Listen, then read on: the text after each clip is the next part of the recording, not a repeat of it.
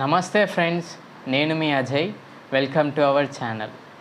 So నేను ఏదైతే రీసెంట్గా స్టార్ట్ చేసిన సిరీస్కి మంచి సపోర్ట్ ఇచ్చారు, thank you for that. But ఏదైతే టైం కాన్స్టెంట్ వల్ల నేను ఎవ్రీ వీక్కి అప్లోడ్ చేస్తాన్న వీడియో చేయలేకపోయా. మేజర్ రీజన్ ఏంటి అని అంటే క్రియేటివిటీ అనేది మిస్ అవుతుంది, రెండు క్వాలిటీ అనేది సమ్వాట్ లిటిల్ బిట్ మిస్ అవుతుంది అనిపించింది. సో అందుకు తీయలేకపోయా. కొంచెం టైం తీసుకున్నా కూడా మంచి వీడియోస్ అప్లోడ్ చేస్తా అన్న నమ్మకం అయితే మీకు ఇవ్వగలను. సో ఈరోజు వీడియో ఏంటి అని అంటే బేసిక్స్ గురించి. మనకి తెలుసు బేసిక్స్ యొక్క importance.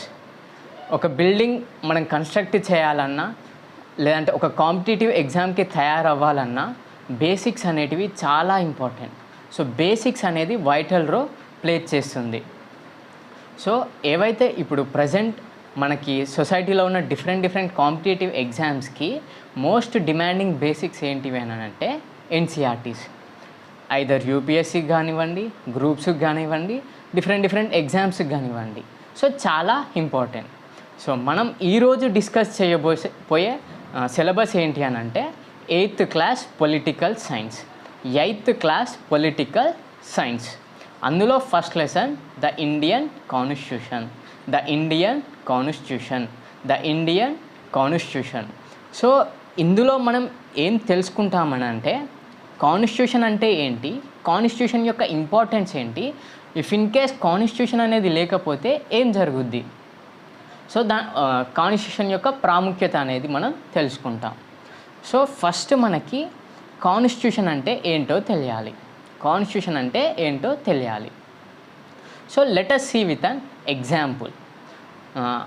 Suppose we all aware about the game of football.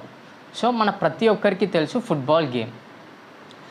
Football game consists of certain rules and regulations that are, so players should not touch the ball with hands. They just want to play with foot.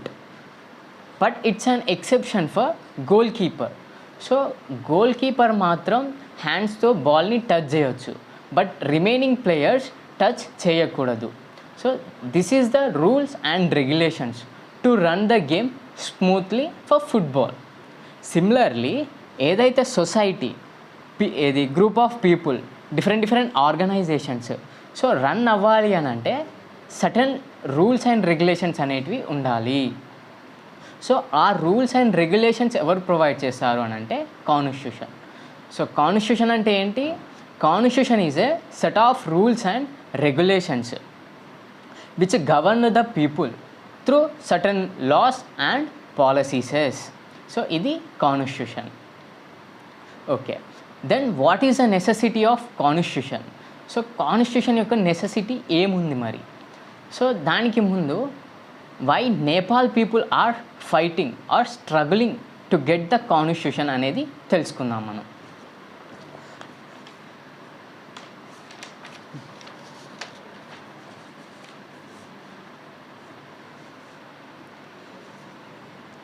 So Nepal basically monarchy country.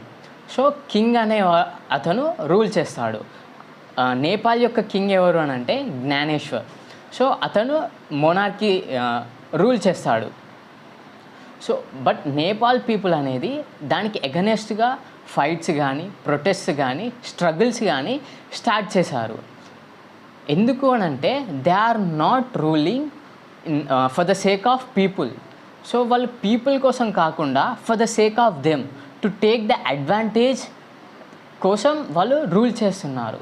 So దానికి ఎగనెస్ట్గా Nepal people అనేవాళ్ళు protest అనేది start చేశారు.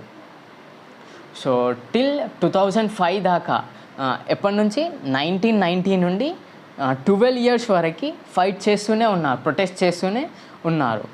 Next 2005లో ఇది monarchy అనేది వెళ్ళిపోయింది. King Gnaneshwar యొక్క rule అనేది డిజాల్వ్ అయిపోయింది. నెక్స్ట్ 2006లో వాళ్ళకి డెమోక్రసీ అనేది వచ్చింది. అరౌండ్ డెమోక్రసీ అనేది వాళ్ళకి వచ్చింది. తర్వాత 2015లో వాళ్ళు కాన్స్టిట్యూషన్ అనేది ఎస్టాబ్లిష్ చేసుకున్నారు. సో ఈ విధంగా వాళ్ళకి ఆఫ్టర్ మెనీ స్ట్రగుల్స్, హడిల్స్, తర్వాత ఫైట్స్, ప్రొటెస్ట్, తర్వాత మెనీ సాక్రిఫైసెస్ ద్వారా వచ్చింది వాళ్ళకి constitution. Then what is an that much level of importance for the constitution. So ఇప్పుడు కాన్స్టిట్యూషన్ యొక్క ఇంపార్టెన్సీ చూసుకుందాం. దానికంటే ముందు ఎవల్యూషన్ ఆఫ్ కాన్స్టిట్యూషన్ గురించి చూద్దాం. మన ఇండియాలో కాన్స్టిట్యూషన్ అనేది ఏ విధంగా ఎవాల్వ్ అయ్యింది. 1934లో ఇండియన్ నేషనల్ కాంగ్రెస్ డిమాండ్ చేసింది కాన్స్టిట్యూయెంట్ అసెంబ్లీ కోసం. తర్వాత అరౌండ్ ఆఫ్టర్ మెనీ ఇయర్స్ తర్వాత డ్రాఫ్టింగ్ కమిటీ స్టార్ట్ చేసి కాన్స్టిట్యూషన్ అనేది డ్రాఫ్ట్ చేశారు. ఆ విధంగా ఎన్ఫోర్స్మెంట్ అనేది 1950 జనవరి 26లో కాన్స్టిట్యూషన్ అనేది మన ఇండియాలో ఎన్ఫోర్స్ అయ్యింది. Drafting committee chairman will be doctor BR Ambedkar. So ఇది మన కాన్స్టిట్యూషన్ ఈ విధంగా వచ్చింది. ఇప్పుడు ఇంపార్టెన్స్ ఆఫ్ కాన్స్టిట్యూషన్ గురించి చూసుకుందాం. సో దానికోసం 3 ఆస్పెక్ట్స్తో నేను ఎక్స్ప్లెయిన్ చేయాలనుకుంటున్నా. 3 ఆస్పెక్ట్స్ ఆర్ 3 ఎగ్జాంపుల్స్తో ఎక్స్ప్లెయిన్ చేయాలి అని అనుకుంటున్నా. సో ఫస్ట్ ఆఫ్ ఆల్ ఒక 10th క్లాస్ స్టాండర్డ్ కాన్స్టిట్యూషన్ అనేది మనకి కామన్ పీపుల్కి పొలిటికల్ లీడర్స్ని లేదా రిప్రజెంటేటివ్స్ని ఎలెక్ట్ చేయడానికి రైట్ అనేది, పవర్ అనేది ఇస్తుంది.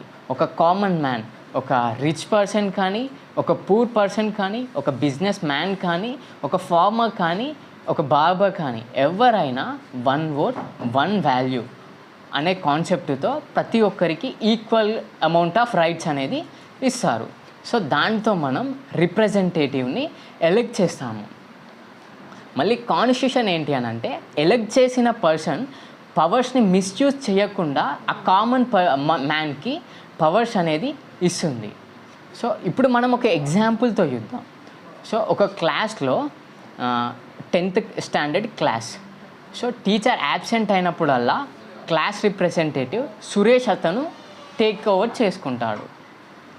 సో సురేష్ క్లాస్లో నరేష్ మీద even though he did not committed any mistake advantage అనేది తీసుకుంటాడు. So even though he did not a mistake చేయకపోయినా టీచర్కి కంప్లైంట్ చేస్తాడు. టీచర్ పనిష్మెంట్ ఇస్తుంది even though he did not committed any mistake. So ఇక్కడ పవర్ అనేది మిస్గైడ్ అవ్వింది.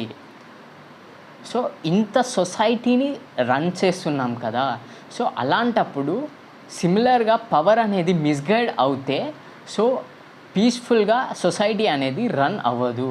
So దానికోసం మనకి కాన్స్టిట్యూషన్ అనేది మిస్గైడ్ అవ్వకుండా, రిప్రజెంటేటివ్స్ చేతులలో పవర్ అనేది హోల్డ్ అవ్వకుండా సో కాన్స్టిట్యూషన్ అనేది ప్రొవైడ్ చేస్తుంది. సో ఫస్ట్ అడ్వాంటేజ్ ఏంటి, కామన్ పీపుల్ రిప్రజెంటేటివ్స్ని ఎలెక్ట్ చేసుకుంటారు. మళ్ళీ అదే కామన్ పీపుల్ రిప్రజెంటేటివ్స్ని కంట్రోల్ చేస్తారు పవర్ని మిస్గైడ్ చేయకుండా. ఇది ఫస్ట్ ఆస్పెక్ట్. సో కాన్స్టిట్యూషన్ యొక్క నెసెసిటీ. నెక్స్ట్ సెకండ్ ఆస్పెక్ట్ ఏంటి అని అంటే కాన్స్టిట్యూషన్ అనేది మైనారిటీస్ కానీ మెజారిటీస్కి కానీ ప్రతి ఒక్క ఇంట్రెస్ట్ అనేది ప్రొటెక్ట్ చేస్తుంది. వాళ్ళకి ప్రియారిటీ అనేది ప్రతి ఒక్కరికి సేమ్ లెవెల్లో ఇస్తుంది. So let us see with an example. So in a class so boys girls, basically boys will be majority and girls were somewhat less. So boys are always used to play cricket, they are interested to play cricket. But when it comes to girls, they are interested or fascinated, enthusiastic about basketball. So they always meet the teacher to make decision. So teacher will decide based on the votings. So due to boys అనేవాళ్ళు majority ఉండడం వల్ల always dominate చేస్తారు interest of girls, అంటే interest of minorities. So strength అనేది తక్కువ ఉండడం వల్ల, minority అవ్వడం వల్ల వాళ్ళకి ఇంట్రెస్ట్ అనేది డిక్రీజ్ అవుతుంది, వాళ్ళకి ఇంపార్టెన్స్ అనేది ఇవ్వట్లేదు. సో కాన్స్టిట్యూషన్ అనేది ఇంత డైవర్సిఫైడ్ కంట్రీ ఉంది మనది, డిఫరెంట్ క్రీడ్ కానీ, క్యాస్ట్ కానీ, జెండర్ కానీ, రిలీజియన్స్ కానీ ఉన్నారు. సో అందులో మైనారిటీస్ ఉన్నారు, మెజారిటీస్ ఉన్నారు. సో ప్రతి ఒక్కరికి సేమ్ లెవెల్ ఆఫ్ ఇంపార్టెన్స్ ఇవ్వడానికి కాన్స్టిట్యూషన్ అనేది ప్రొవైడ్ చేస్తుంది. మైనారిటీస్ యొక్క వాళ్ళకు కూడా ప్రియారిటీ అనేది ఇస్తుంది. సో సెకండ్ పాయింట్ ఏంటి, constitution will protect the interest of minorities in the same level of majorities. Next third aspect చూసుకుందాం.